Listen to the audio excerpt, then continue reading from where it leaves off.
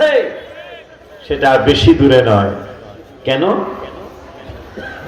ইমাম মেহেদী আলাইহিস সালাম পৃথিবীতে আসবেন। রাসূল সাল্লাল্লাহু আলাইহি ওয়াসাল্লাম ১৫০০ বছর আগে ভবিষ্যৎবাণী করে গেছেন ৭০টা আলামত প্রকাশ হবে। কয়টা? তোরা এরকমই করবি।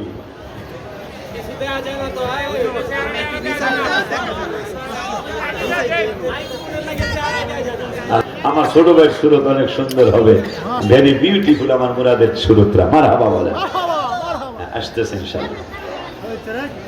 তো এরা বড় চিন্তিত এই ইহুদিরা, কারণ রাসূল সাল্লাল্লাহু আলাইহি ওয়াসাল্লাম ১৫০০ বছর আগে বলেছিলেন যে ইমাম মেহেদী আলাইহিস সালাম আসতে ৭০টা নিদর্শন হবে।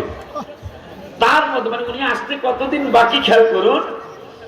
রাসূল সাল্লাল্লাহু আলাইহি ওয়াসাল্লাম বলেছিলেন যে ৭০টা আলামত প্রকাশ পাবে পৃথিবীতে, তার মধ্যে কিন্তু ৬৬টা প্রকাশ হয়ে গেছে।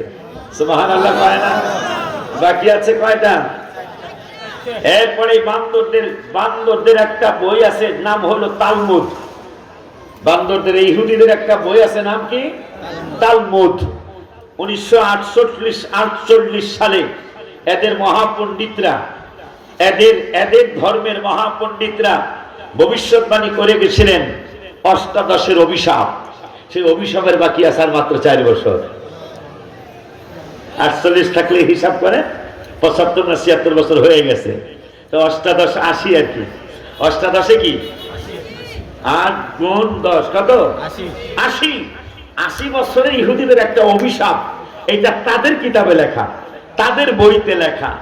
সেই বই মধ্যে লেখা, বইটার নাম হলো, এরা বাইবেল না, বাইবেলের আদলেই বাইবেলকে অনুসরণ করে এই বইটা তারা লিখছে। এইটার মধ্যে এদের অভিশাপের কথা আছে, এই ইহুদিদের। সেই কি অভিশাপের কথা সেটা আপনারা, আমার মনে না থাকলে আপনারা মনে করবেন। সেই অভিশাপে কি কি লেখা আছে, যে এই বান্দরদের ব্যাপারে কি কি লেখা আছে। পুরাণ গত পরশুদিন যে গজলটা লেখা ইহুদি শয়তানদের বিরুদ্ধে, ইয়ার আসো ডায়েরিটা নিয়ে আসো, ডায়েরিটা নিয়ে আসো। আমরা সবাই মিলে এটা কয়ে যাবো, আমার নবী আল্লাহ আমার আল্লাহ খুশি হবেন। আমি লিখছিলাম পরশুদিন 11:30টার সময়, জুমার নামাজে যাওয়ার আগে, মনটা আর মানে নাই, পরে লিখছি, ইহুদি শয়তান তোরা বড়ই না ফরমান, বলো ইহুদি শয়তান।